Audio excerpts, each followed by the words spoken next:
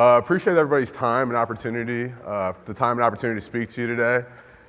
Pretty excited, a little bit nervous, despite the MMA and all that kind of stuff I was telling Greg in the background.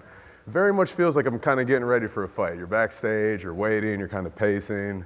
Feel like I'm gonna throw up a little bit, all that normal stuff. All right, so we're gonna jump right into it. For those that know me, if you're familiar with like Malcolm Gladwell's tipping point, where everyone's a maven, connector, or salesman, I'm very much a connector type of person. So my talk today is going to be on building real-world relationships in a digital world for brand awareness and business development. A lot of, specifically, some things have been touched on with networking and content and relationships earlier by a couple of the presenters, and I'm just going to try to get a little bit more meta and kind of dive into some things that I've done specifically, and then also people I know have done specifically to be successful. So that's my information. Whether you want to block me or chat afterwards, it's available.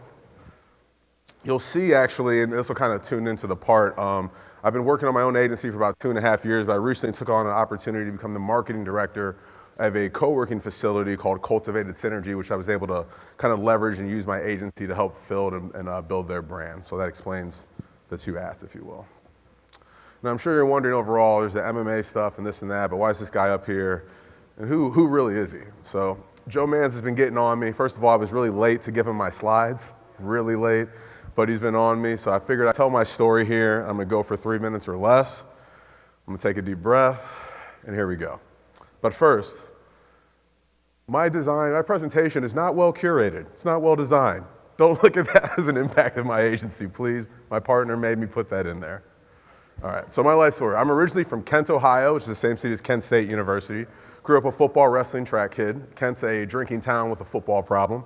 I was fortunate to play at Walsh University in Canton, Ohio, same city as the Pro Football Hall of Fame. Upon graduating college in 2006, I entered the world of mixed martial arts. I don't know if I'm gonna embarrass him or not, but head of new business development, Greg Kalikas, at one time was one of the largest MMA promoters. The JMC Brands head of business development, was one of the largest MMA promoters in Northeast Ohio and gave me my first opportunity to compete. Upon graduating Walsh, I also attended the University of Akron, where I would go on to get my master's in sports science, the emphasis in coaching and leadership. When I got to Bellator and I got signed in May of 2011, the executives quickly realized I was an athlete with a little bit more education than most on the roster. So I had an opportunity to really travel domestically and internationally throughout the world and continue to connect with people and build relationships. So, I got to meet Mike Tyson in the south of France, which was insane. MTV Music Awards, BET Awards. For those who don't know rap, that's Baby. He discovered Lil Wayne, 2 Chainz. He always wears 2 chains. That's the reference for that. So I got to meet a lot of different people. During those times and travels, Denver, Colorado is where I live today, and is where I eventually decided to make my home. So I took off for there in January of 2014. During that time, I had seen things in Bellator MMA, and I had wanted to really pivot out of education where I used to be at and into the world of sales and marketing. So I worked for 2 different software companies and traveled domestically and internationally, selling their products, repping their brands and things like that. And funny enough, one of the guys in the top left corner, the only reason I got that first job is because he happened to be a kid who also competed in mixed martial arts that I knew from Cincinnati, Ohio, had a digital relationship for most of our time in Ohio, weren't really good friends. He moved to Denver before me, I moved a little bit later. He got me my first job in Denver. So it's a small meta example of relationships. That's him on the left. We're all here, to build relationships, to get education, to get some value. But I want to know, give me some examples of why you guys come out to events like this and why you're here to build relationships. Shout anything out. Network. Learn. Grow. Share. All those things. I'm sure you guys got plenty more. Feel free to shout out. Relationships are everything. Relationships are paramount. Relationships are why I'm here today. Like I said, if you see Greg sitting on the left, and the other gentleman is our late friend, Steve Hyman, who were very influential in my development. Greg, I said, gave me an opportunity as a young man to fight and compete, and that's kind of why we're here today. Greg really took an eye on me because I was a guy who created content, built relationships, and was always a networker. And as I was fighting and working his way through his organization, he helped me get signed to Bellator MMA, which I kind of mentioned. And then also working together, we were able to build at the time the largest MMA event in history to come to Cleveland, Ohio years ago. And once again, that was all from people like myself, people like Greg, making relationships, creating content, and getting themselves out there more and more. That really is something I've always kind of trended on and always tried to continue to do and just kind of be a connector and be a seed, and it's just really served me well in my life and afforded me a lot of different opportunities. And as I kind of dive into this, I'm going to share with some other people and try to give you guys some examples of what you can do to help kind of build yourself as well. But all of the past and content creation kind of gave me a digital resume and a kind of social currency to get to the future. But along that way, I want to also make sure to remind you guys, don't burn bridges. Be nice to people. Talk, communicate. Spend that extra time to reply to emails, DMs. It's a little off the subject, but I just wanted to throw that in there. As we talk about, why to create content, why to build a personal brand, this is something I want to focus on, but I really want to focus on the bottom keys, the bottom 3 points, because that's something that you all have heard. Social media is word of mouth. Personal brand is reputation. Reputation is built through relationships. Relationships are everything. It's not what you know, it's who you know. You have to network, and your network is your net worth. These are all things that our parents told us, bosses told us, managers, or whatever. And so we're going to try to kind of dive into that and see how you can activate that yourself on social. Today, when you guys are here, I know we all shouted out networking and things like that, but you really need to build relationships here. And that's really the key. Whether it's digital or in the real world, you really want to build relationships. Get someone's number, get someone's email. Don't just take their card and shovel it with everything else. Find out what the person's about. Do you guys have kids the same age? Are you from similar colleges? Like, what is that sticky point that's going to make you actually have a conversation, a relationship, and keep it going? Because that's when the magic happens in business, I believe. Why does your personal brand matter? Why to create content? For just that reason. You guys did a great job earlier. I really like you said compound currency. Consistency compounds. Consistency compounds. I rank that right up there with social currency. When you put up the work, your resume, digitally and physically, starts to develop. That, as I said, is the currency compounds. I'm messing it up again. It's the same as social currency. When you put in the work, people see that track record and that resume. And what I'm encouraging you guys to do is to do that digitally with other professionals here and in your network. So I'm going to kind of go over some digital and real world strategies. Number one, I appreciate you all coming out here, but you have to get out there to shoot your shot. You got to push yourself out there. No one's going to grow your business for you. No one's going to close any of those deals for you if you don't put yourself out there. Now, you're wondering, we're in Cleveland, Ohio. Cavs, Browns, and guys just got up there, and they got a picture of Steph Curry up there. But I want to remind you, everyone, the Warriors did blow a 3-1 lead to us. It was the greatest year of my life. On a small side note, it was a great night. I was at current UFC heavyweight champion Stipe Miocic's wedding the night before the Cavs won. It's considered one of the greatest 48 hours of my Cleveland sports life. All right, so the values come at halftime. I didn't know how long the slides were going to be, so we'll get into it. And I actually have some couple double flips. So when you're reaching out to people, some people aren't going to be super warm, some people aren't going to be welcoming, but that's a cold reach out, and you still have to do that. Kind of heading into this talk here, I reached out to several people on the speakers list because, you get here, hey, I saw you on the list, we didn't talk, we didn't do this. And so I went ahead and I tried to reach out to most of the speakers so we could have a brief interaction beforehand. So my face would be familiar to you and vice versa. And so now, as I've greeted some of you, it's a little bit warmer, it's a little bit more welcoming. I encourage you to do the same thing in your own individual networks and communities. Wherever you're from, if you're going to an event or going to a place, see who's on the list, ask around, do things like that, and try to touch base with a few different people so you can have a more viable conversation so you can dive a little bit deeper.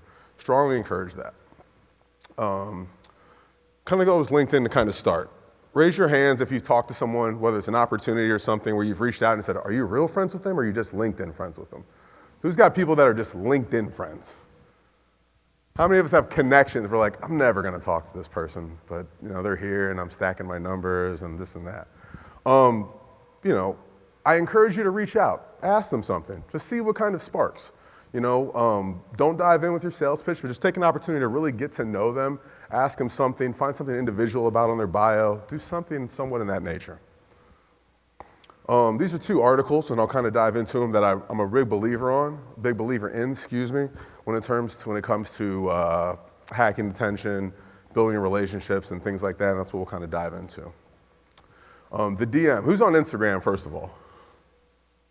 Okay. Who thinks Instagram is worthless for their business or their ventures?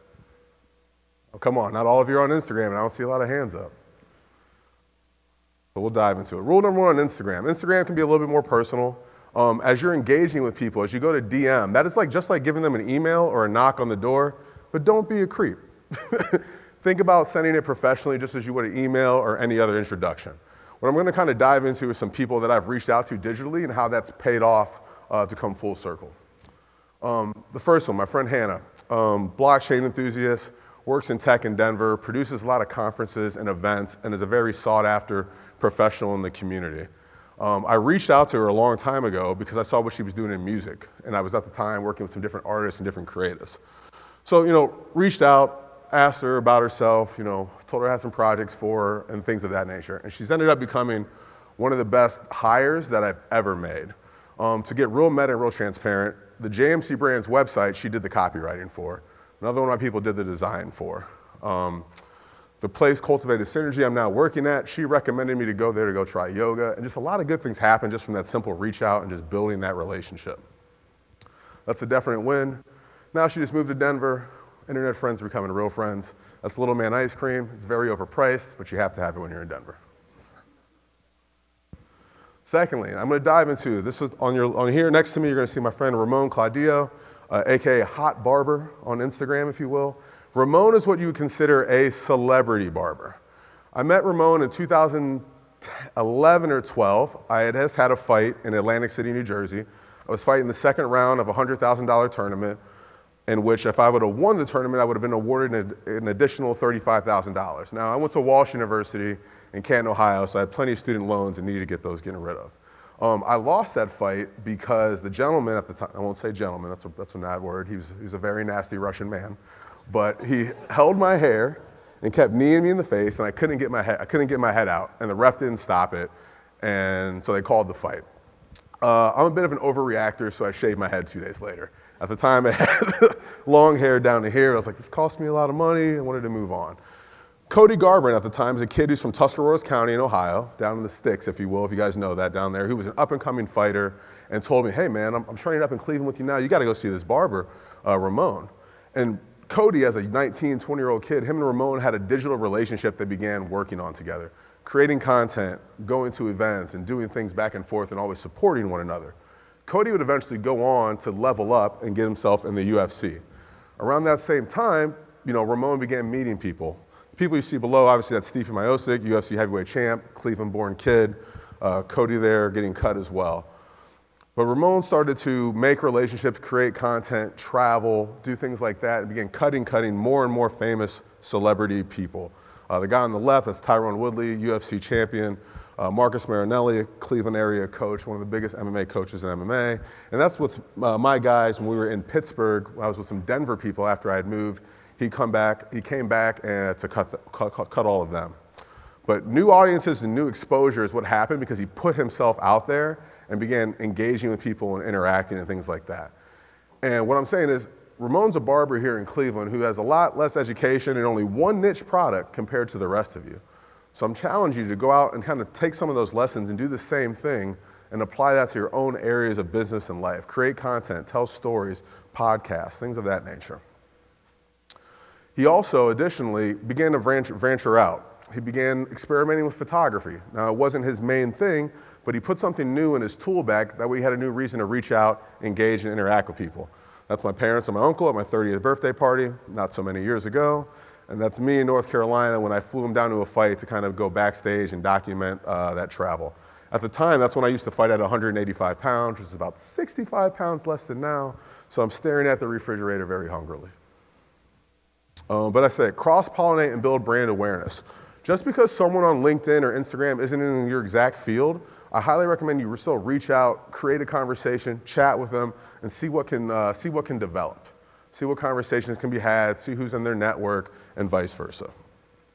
More random pictures that Ramon took, me in better shape, a couple former Cleveland Indians here, and things like that. Additionally, I want you to take a look at the picture in the middle. Because Ramon built his brand and got himself out there, companies, I think Baby Bliss Barbershop and other companies like that, began to reach out with him to pay him to travel and speak, to do hair shows, to talk about his expertise and things like that. He positioned himself as a thought leader by rubbing shoulders with people who solid business people and solid individuals in the community. And it really just stacked and added up for him. more stuff. And to go real full circle, he flew to Sacramento to give Cody Garbrandt's son his first haircut.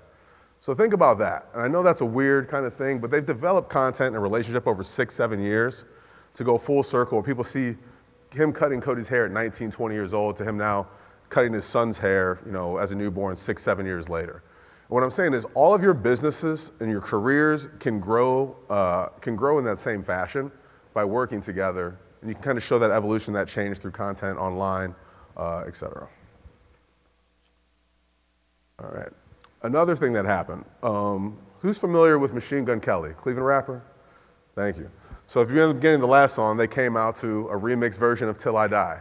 MGK is we have a few stars and he's one of the main ones. But Ramon, because of that relationship, introduced me to that team. I was in Denver in 2014. I was a little sad, I was a little homesick. I was missing the gray of Northeast Ohio. And I saw that MGK was coming into town. So I reached out to Ramon and I said, hey, they're coming to town. You think you can give me some tickets? I'd like to see the show, blah, blah, blah. Well, when I walked in, I had 4 VIPs. I hadn't met any of them. I didn't know anybody or whatever, but brand, relationships, and things like that, it was able to get done. That relationship's really transformed. Now I have a really good relationship with that camp. If you look at some of the pictures below, we were asked and reached out to help produce one of their shows at Red Rocks. If you've ever been to Denver, Red Rocks is an iconic venue. We helped with the production on that. Got that call 4 days before the concert. Scary, but we got it done. Most recently, they came into town.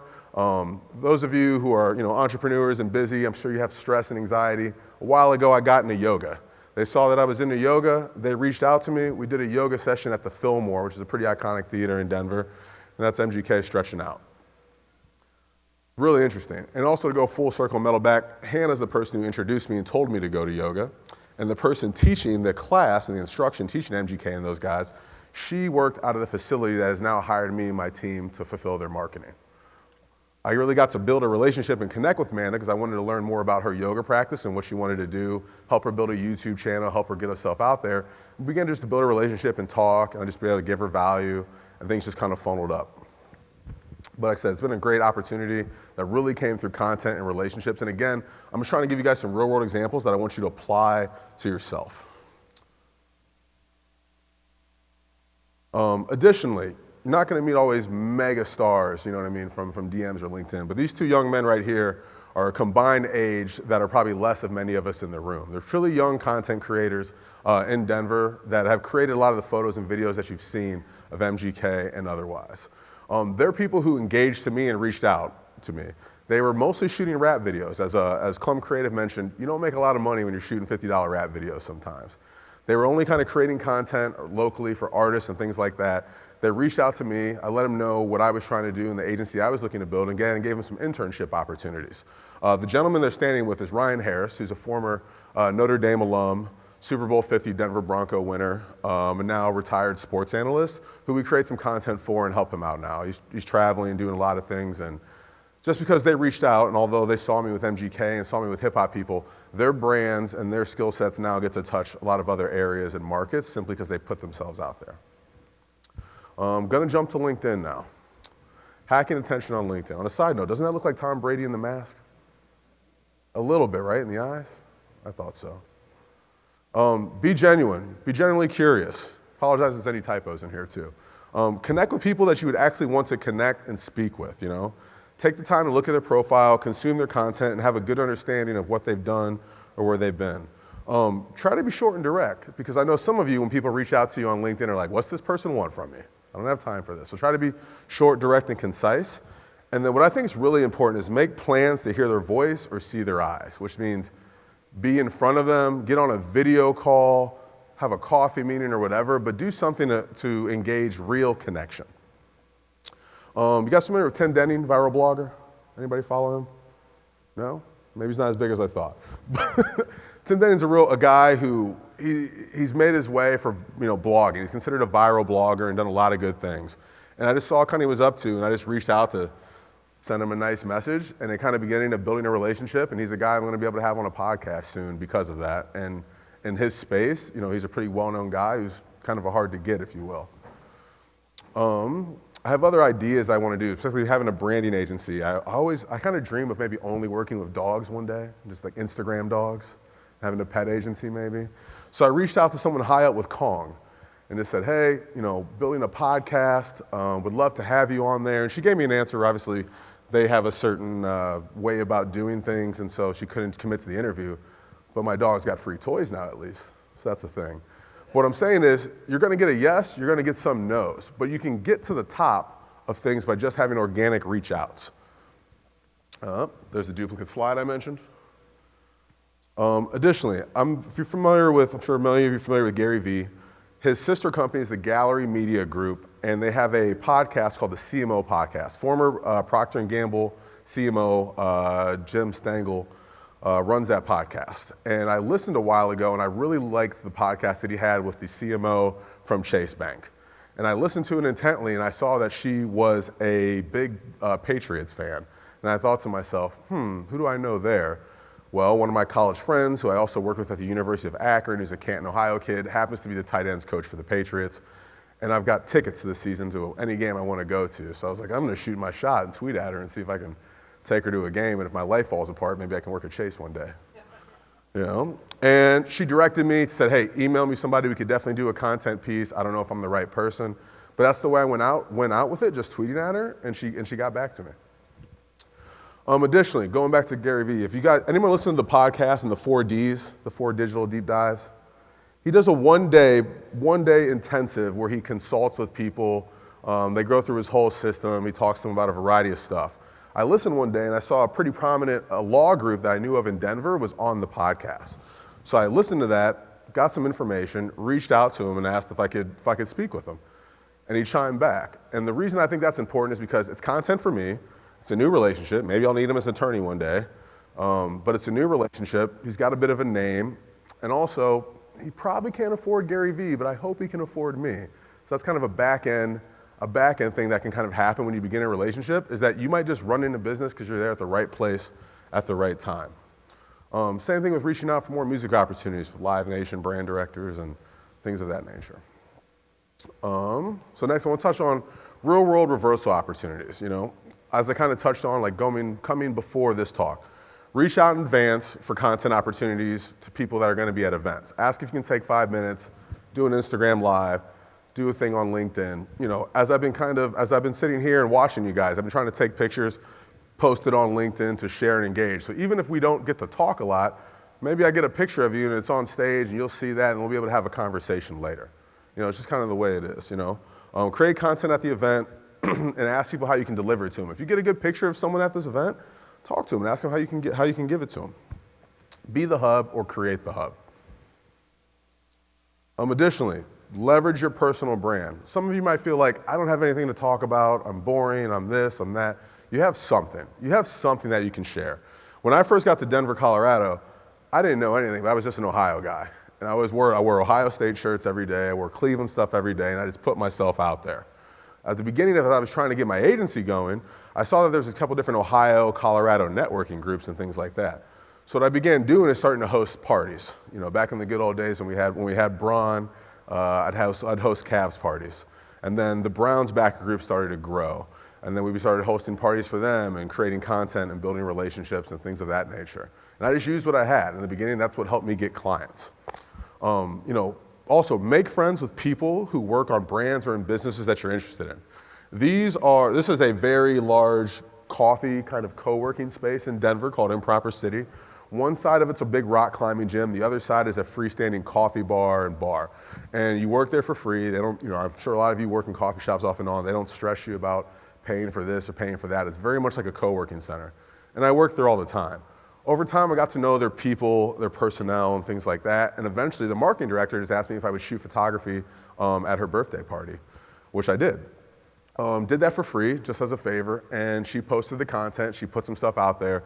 And other businesses started reaching out to her and asked her who did the photos. Most recently, we just did photo and video for their anniversary party. And then also did for another group, which is a pretty large co-working, co-food kind of eating place in Denver. They reached out as well and asked us to do photo video for their space as well. All because we built a relationship and created some content with those people and they shared it. As you build relationships, the content will come. Figure out things that you can do to work together. As you're speaking and communicating with people, they're probably not sure what they should do either. use it as an opportunity to team up, to tag team and come up with an idea together, you know? Ask them and say, hey, you know, I'm trying to get into this, I'm trying to do this or do that, I don't know what you'd want to speak about, but just have that conversation and break down those barriers. That's about it. That's my stuff. What I'd like to do, because I got 3 minutes and 40 seconds left, is to do any Q&A that I can. If you have an idea of like, hey, I'm trying to get in this industry or this person's attention, I'm a big believer in like process, performance, outcome, and walking stuff backwards. So if I can answer any questions, I would love to do that. B&I, yes, yes. I think actually, this is something that I would say for anyone's B&I groups. I think, you know, there's a lot of negative connotations around B&I and those different types of groups. But I think the way to turn that up, to make that have a little bit more bang for the buck, is I would say create a social account, create a social media page or group for your B&I group. When people are coming in to speaking, create content and snapshot the people that are giving their demos, speaking about whatever they're doing, and start to spotlight people. I think each B&Is, typically they usually have like a mini keynote speaker each time, right? That is something that you can get out ahead of, you know, advertise and show somebody. Like that should be a weekly event series, like almost like a weekly adapted digital media series when it comes to that. Even here, you know, I think any organization or event, you have to have that media mentality and create content around that. Where I live in Denver, I'm in the restaurant and hospitality space, and it reminds me of that is because a lot of bar industry and restaurant hospitality are losing out employees to the cannabis industry. And so I've been very much telling those type of people, like, you need to give your employees value to get them to buy in. So to me, that means giving them nice headshots, you know, bringing in a photo person to do that, giving them some of those type of amenities that they can go off of. Hiring us, you know, seeing what they're into.